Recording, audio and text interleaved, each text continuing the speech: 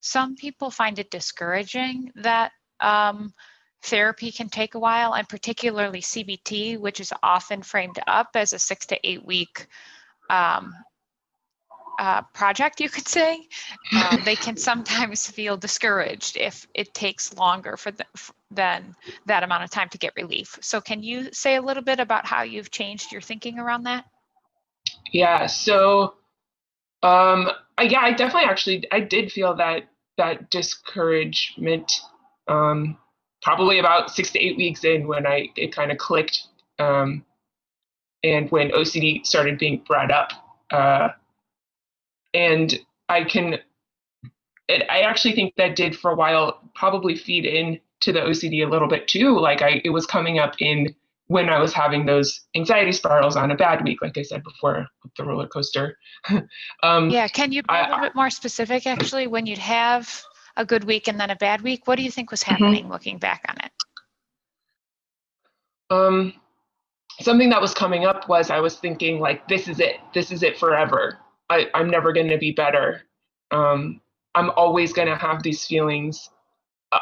I'm not going to be able to escape them. I think that there was a real, and if you think about how much of my compulsions in particular, like maybe this is everybody with OCD, but I'm not sure. But a lot of my life was spent avoiding those feelings. And I couldn't anymore. Like the whole point of this is to confront them, to lean into them, to embrace them, to acknowledge how I'm feeling, and for me, also build compassion for myself, that I have them. And at first, I mean, for a long time, probably for 6 months, maybe longer, that compassion was not there, and that's where in a bad week, I think that's what drove the bad week, and that's what drove when it's coming up, like, this is always going to be here, I'm always going to be like this. There's a lot of like self-loathing kind of wrapped into that, and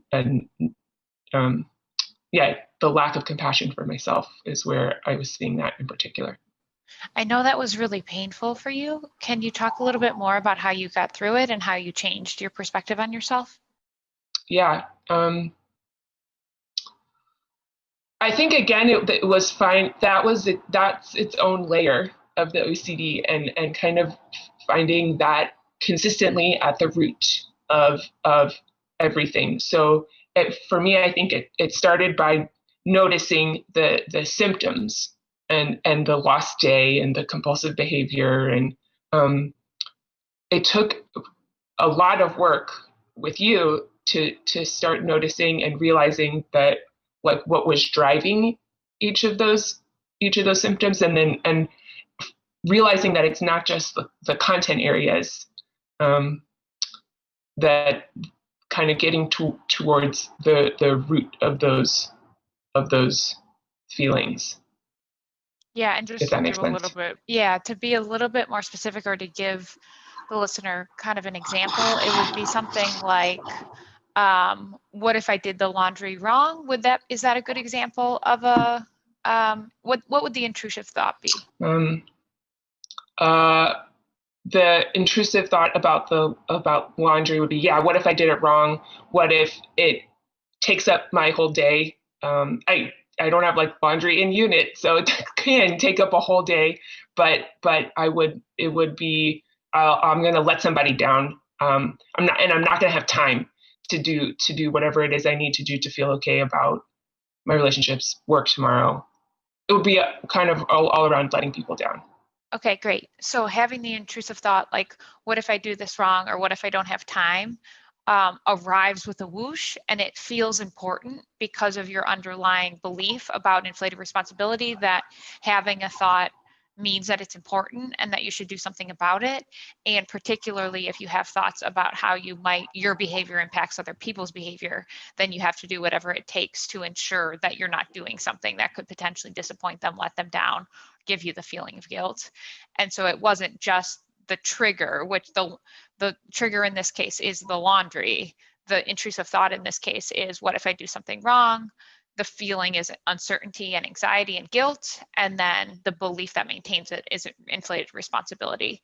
And so basically, as you learn to observe that you had that trigger, that trigger often gave you the urge to check and recheck or do it again, or like over plan the timing of that day, then the more that you over planned the timing of the day, the more it reinforced the idea that you might disappoint someone, the more intrusive the thoughts became, and the more intense the uncertainty was. Does that map onto your experience? Yep, maps pretty exactly. And then, I could see the people around me who like couldn't really understand that cycle and that spiral, and they would offer to help, and it would just, drive me into it further.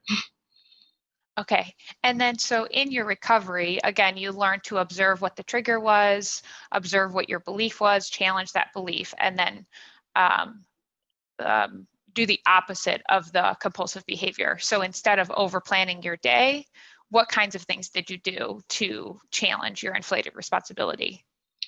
I tried doing laundry different times of the week. If I thought about it, like if I noticed that I had to do laundry, I would think like, why not just do it right now?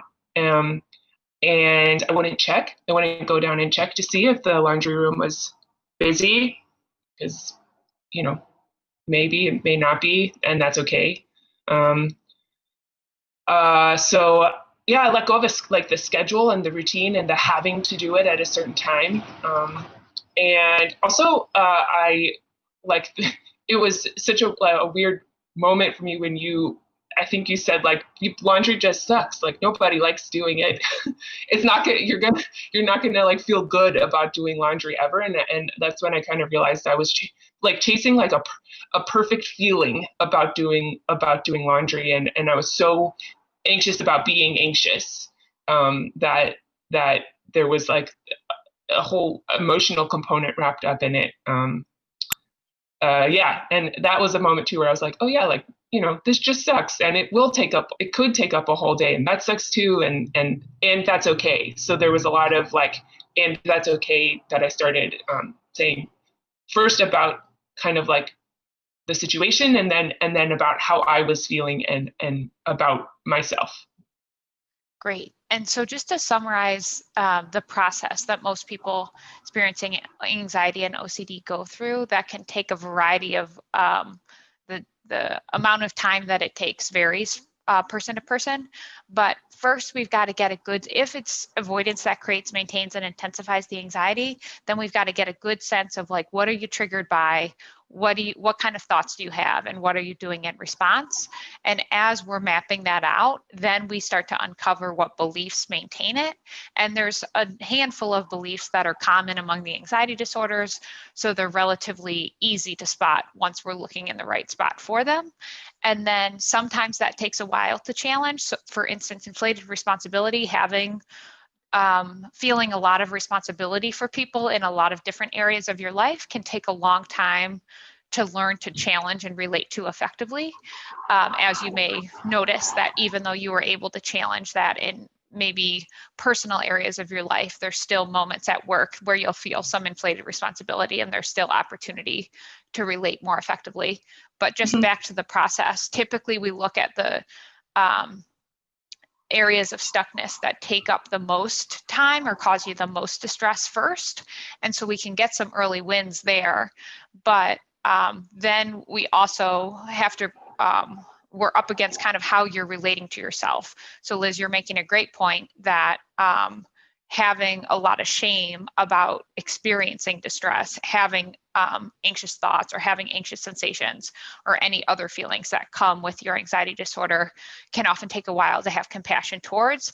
And because you're not going to be able to relate effectively first time, every time, then it's as soon as you have enough education to understand the patterns, then you're often going to feel frustrated when you know what's happening, but you maybe still get stuck and don't know what to do differently. And so many people are prone to shame and guilt at that time. And a big part of therapy is having compassion and self-forgiveness for your own learning process. And that can take a varied amount of time for different people. Also, if you have a component of depression that's comorbid with your anxiety disorder, we also have to manage the depression that shows up in the presence of doing exposure work, which can take some more time. And then finally, looking at the more subtle and pernicious, as you said, which I really like, parts of OCD maybe don't cause you clinically significant distress, so they might not be the reasons that you'd come into therapy in the first place. But once you're in therapy, from my perspective, it's really a gift to yourself to continue to work on those more subtle parts of your life, because once you start seeing the patterns and you apply them in every area of your life, you just get more and more freedom to live according to your values and to get less stuck in your mind and in your behavior less often. Do you have thoughts about that, Liz? Yeah, I that really resonates with me. I feel like the stuff that I'm working on now, I really like framing it as a gift. And I think that's recently how you framed it up to me too. I was feeling a little down about some of the stuff I've been working through recently, like in my relationships and in work. And you framed it up really nicely for me. I think you said something like, it sounds like your anxiety levels are really low right now. Like the day-to-day stuff that we've been talking about, like the more urgent stuff is I'm doing really well with, and it has opened up the opportunity to look at other areas in my life that I didn't even really realize were being impacted, and that was a great feeling for me too, because it framed it in a way where I like felt proud of the work that I've been doing. I guess to the point of the podcast, Yeah. I felt proud of myself, and I felt it.